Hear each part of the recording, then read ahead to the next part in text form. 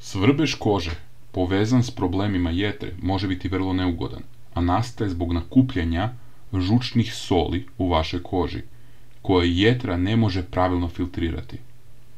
Ovo stanje često se naziva holetski pruritis i može biti povezano s rizičnim bolestima jetre, poput ciroze jetre, hepatitisa jetre ili opstrukcije žučnih kanala u vašem tijelu. Evo nekoliko strategija koje vam mogu pomoći u smanjenju svrbeži. Prvo, liječenje osnovnog uzroka. Medicinski tretman. Najvažniji korak je liječenje same bolesti jetre, a za to vam može pomoći hepatolog. Kada govorimo o lijekovima, postoje lijekovi poput ovih, koje vam navodim, koji mogu pomoći u smanjenju svrbeži kod pacijenta s helostazom. Međutim, njihova upotreba treba biti pod nadzorom liječnika. Kada govorimo o antihistaminicima, ublažavanje svrbeži, iako antihistaminici nisu uvijek učinkoviti kod svrbeži uzrokovane problemom s jetrom, nekim osobama mogu pružiti olakšanje. Pod broj 3. Hidratacija kože, kreme i losioni. Kada govorimo o kremama i losionima, upotreba hidratantnih krema, posebno onih s prirodnim uljima ili bez iritirajućih sastojaka, može pomoći u smanjenju suhoće kože, koja može pojačano svrbiti, jer suhoća kože može pojačati svrbež. 4. Izbjegavanje topline i znojenja. Ovdje vam može pomoći hladni oblozi. Primjena hladnog obloga na području koje svrbi može pomoći u smirivanju kože. Korištenje klima uređaja, održavanje hladne temperature u prostoru može vam također pomoći u smanjenju svrbeža. 5. Promjenu prehrane. Dijeta za jetru.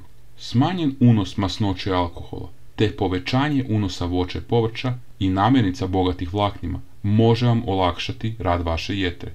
Vitamini. Kada govorimo o uzimanju dodataka vitamina, poput vitamina D i vitamina E, oni vam mogu pomoći, ali samo uz odobrenje i pratnju vašeg liječnika.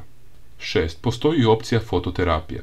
Svjetlosna terapija u nekim slučajevima liječnici mogu preporučiti fototerapiju ultravioletnim svjetlom kako bi se smanjila svrbež. 7. Psihološka podrška.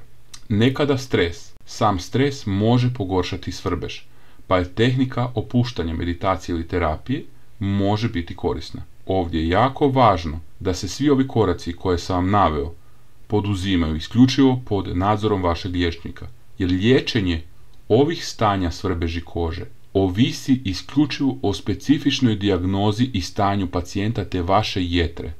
Znači, nemojte se liječiti na vlastitu ruku, nego obavezno ako imate problem povezan sa jetrom i da ste primijetili da vas svrbi koža zbog toga, nemojte tražiti odgovore na internetu, odite kod svojeg liječnika da vam izvadi krv, da vidi koje lijekove će vam prepisati, da vam pogledaju kožu, dermatologiju i ostali i da vam daju zbilja idealnu terapiju samo za vas. Jer svaki pacijent u ovom slučaju drugačiji. Ima širokospektralne kreme koje mogu veći broj pacijenata pokriti i pomažu im, ali u ovom slučaju kod vas, čim je jetra u igri, najbolje da odete direktno prvo svojem doktoru opće prakse kad nađete vremena i kažete mu probleme koje imate, pa će onda oni točno za vas prilagoditi terapiju za vašu kožu. Hvala vam na vašoj pažnji i ostanite mi zdravi, dragi moji ljudi. Bog! Sviđa vam se ovaj video? Biće ih još. Pretplatite se tu, na naš kanal. Besplatno je. I naravno lajkajte. Hvala vam!